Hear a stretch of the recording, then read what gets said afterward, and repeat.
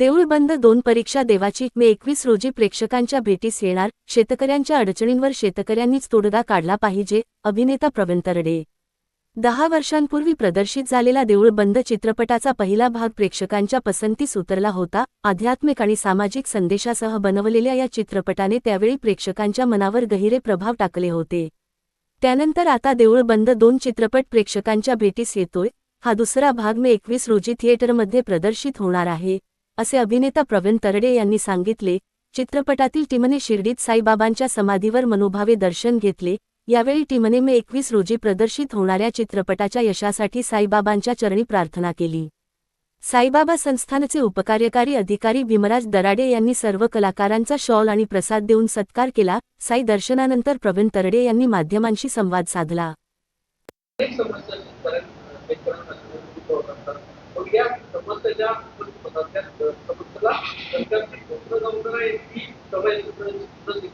हे बघा, सरकार बदलत जात आहेत, बरोबर.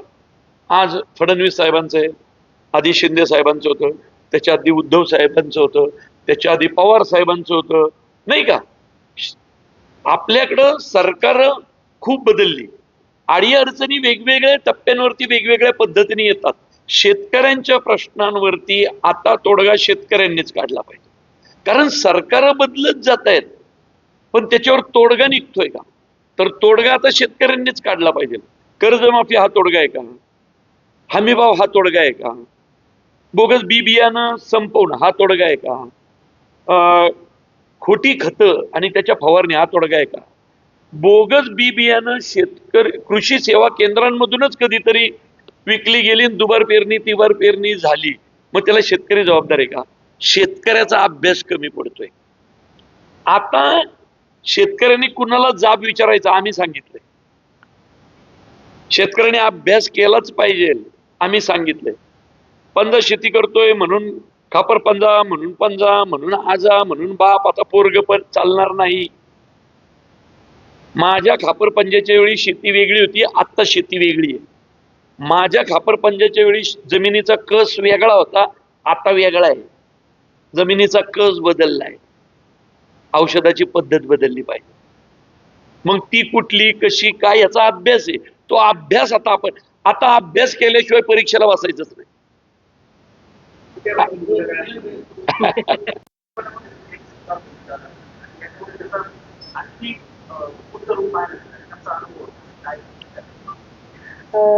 धर्मवीर चित्रपटामध्ये जी भूमिका होती ती दमदार होती, ती करून घेतली होती यांनीच माझ्याकडून. आणि पण ती भूमिका लांबीने छोटी होती. आता ही जी आहे ती मध्यवर्ती भूमिका आहे, त्यामुळे करताना जबाबदारीची जाणीव जास्त होती. म्हणजे आपलं काम उत्तम झालं पाहिजे ही एक जबाबदारी अभिनेत्री म्हणून, पण त्याचबरोबर मुख्य अभिनेत्री म्हणून मी सुरुवातीपासून शेवटपर्यंत प्रेक्षकांना दिसणार आहे.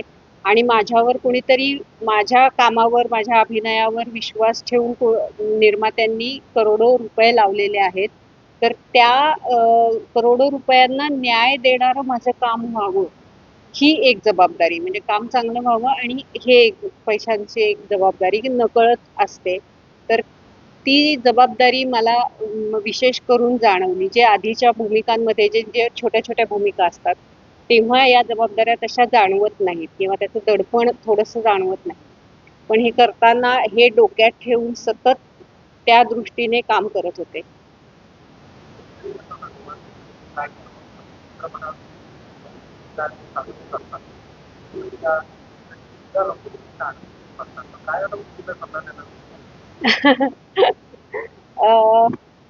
तिने शेतकरीच निवडले. हा, म्हणजे मी शेतकरीच मुलगा निवडलाय, त्यामुळे तुम्ही बघताय सगळेजण कसा संसार चालू आहे आमचा. त्यामुळे मुलींना मी नक्कीच आवाहन करेन. पण याच्यामध्ये शेतकरी मुलांचा पण भाग आहे. जसं प्रवीण म्हटला की शेतीकडे शेतकऱ्यांनीच आता खूप पॉझिटिव्हली बघितलं पाहिजे, अभ्यास केला पाहिजे. त्याच्यामध्ये प्रगतिशील शेतकरी होण्यामध्ये किंवा म्हणजे एक व्यवस्थित शिक्षण घेण्याकडे त्याच्यामध्ये कल गेला पाहिजे. आणि जर तुम्ही शेतीचं शिक्षण घेताय तर शेती केली पाहिजे. ते शिक्षण घेऊन म्हणजे BSc ॲग्रिकल्चर करून तुम्ही दुसरं काहीतरी करताय UPSC MPSC तर ते शेतीला उपयोग होणार नाही. मग शेतीकडे दुर्लक्षच होईल आणि त्यामुळे आणि दुसरी गोष्ट अशी झाली की मुली करत नाहीयेत शेतकरी मुलगा याचा मला एक ऑब्झर्वेशन किंवा निरीक्षणातून असं वाटतं की त्यांनी त्यांच्या आयांची अवस्था बघितलेली आहे, किती कष्ट केलेले आहेत आयांनी आणि तर त्या कष्टांची जाणीव घरातल्या पुरुष मंडळींनी किंवा इतरही घराच्या सदस्यांनी ना ती थोडीशी जाणीव ठेवली पाहिजे. ती कुठेतरी ठेवली जात नाही असं मला वाटतं.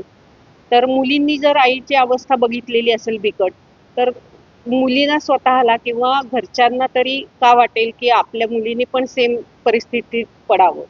तर एकूणच ह्या सगळ्याचा सामाजिक दृष्टीने पण विचार व्हावा आणि वैयक्तिक दृष्टीने पण विचार व्हावा असं मला वाटतं.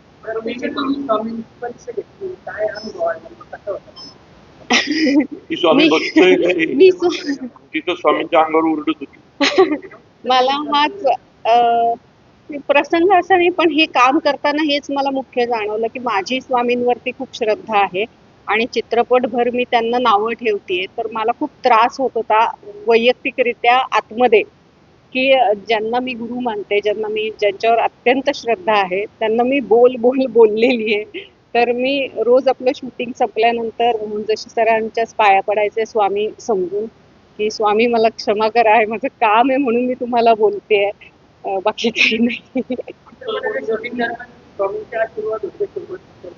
पदोपदी जाणवत होतं त्यांच्या आशीर्वादाशिवाय आणि त्यांच्या कृपेशिवाय इतकी मोठी म्हणजे एवढं मोठं काम होऊच शकलं नसतं माझ्याकडून तर अजिबातच होऊ शकलं नसतं.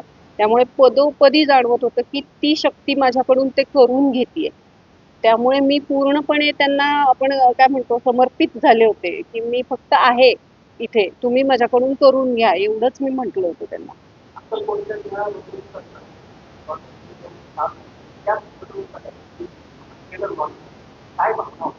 अरे बापरे त्यावेळी माझे डोळे सतत भरून येत होते त्यांच्या कृपेची जाणीव होऊन मला माझे डोळे भरून येत होते की मी कधी अक्कलकोटला गेले नव्हते.